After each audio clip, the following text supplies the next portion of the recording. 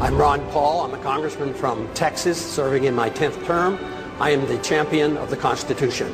You get the sense that the country is desperate for someone to show us the way. Not the old way, not the same way, but a new way. Ron Paul, who raised more than $5 million in the third quarter, trailing not far behind fellow Republicans like John McCain and Fred Thompson. Ron Paul, who has a huge internet following. He's a congressman, a physician who's delivered more than 4,000 babies. Ron Paul has been married to the same woman for 50 years, which means he doesn't come to the race with a lot of the assorted baggage that some of the other candidates for the White House do. So here's the question. Should more people be listening to what Ron Paul has to say? Ron Paul! Ron Paul! Ron Paul! We have allowed our nation to be overtaxed and overregulated and overrun by bureaucrats. The founders would be ashamed of us for what we're putting up with. Matter of fact, if you look at every single problem we're facing today, it's because of the lack of respect for the rule of law and the Constitution. The right guy is the guy who's anti-government, anti-war, pro-personal liberty, pro-economic freedom. Vote for him, whatever party he is. And if you have to change parties to vote, that's like 5 clicks on the internet. It's not complicated. If you really want to have a choice between a real revolutionary candidate and someone out of the machine, well, this can happen. Ron Paul brings together people of all races, all socioeconomic backgrounds, all political affiliations, because freedom is truth and truth is power, and we can live and be free in this country if we believe we can. John writes from West Virginia, yes, more people should listen. A rarity. A man of principle, integrity, and high values running for president. Exactly what America needs in this day and age. If you were president, would you work to phase out the IRS? Immediately. That's what they call a softball. And you can only do that if you change our ideas about what the role of government ought to be.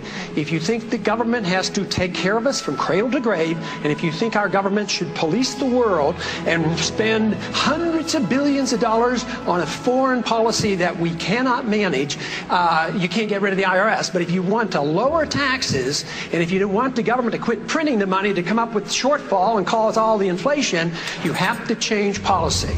Congressman Ron Paul, you appear to have consistent, principled integrity. Americans don't usually go for that. 1,500 people packed into the War Memorial Auditorium to see Paul speak. The Republican is making waves for his anti-war limited government positions. This is just a small example of the types of things that are happening really across the country. Why are you resonating with people out there? Is it because of your opposition to the war in Iraq? I think that's part of it. I think the message obviously is popular enough. They say, yes, we like the ideas of freedom, the Constitution, limited government, less taxes. But I think the other part is people are worried, more so than I think the politicians on the Hill understand. What is going on? I want to stand and listen to the answer to my question. Why are you arresting me for asking?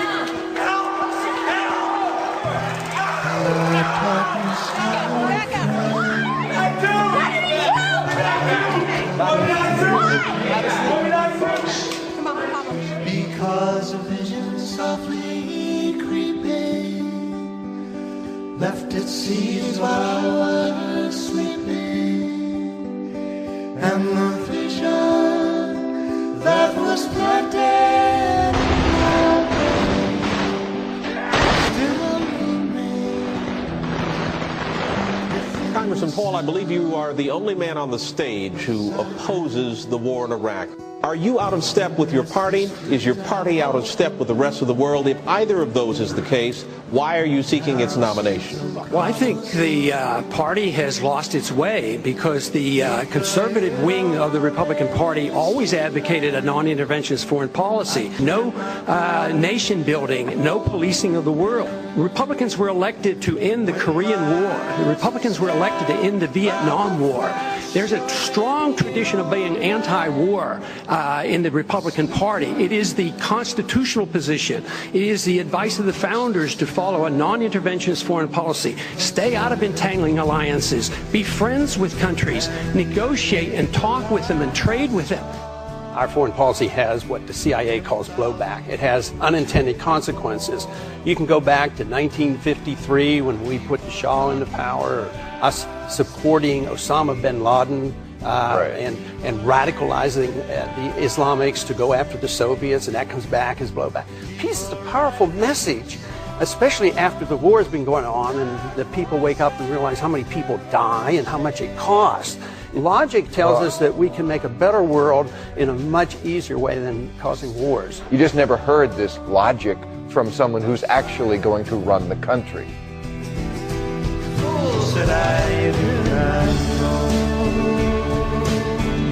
Silence like a cancer grows.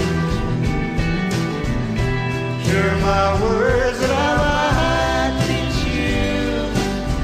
Take my arms that I might reach out to you. But my words like the freedom message brings us together. It doesn't divide us. I believe that when we overdo our military aggressiveness, what it does, it actually weakens our national defense. I mean, we stood up to the Soviets. They had 40,000 nuclear weapons. Now we're fretting day in and day night about third world countries that have no army, navy, or air force, and we're getting ready to go to war. Ron Paul says to a lot of people eager to hear this message, you can be anti-war and be a conservative. In fact, he says, if you're a real small government conservative, you have to be anti-war. His message is resonating.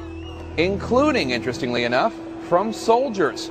According to one study, Congressman Paul received more campaign cash from members of the military than did any other Republican presidential candidate.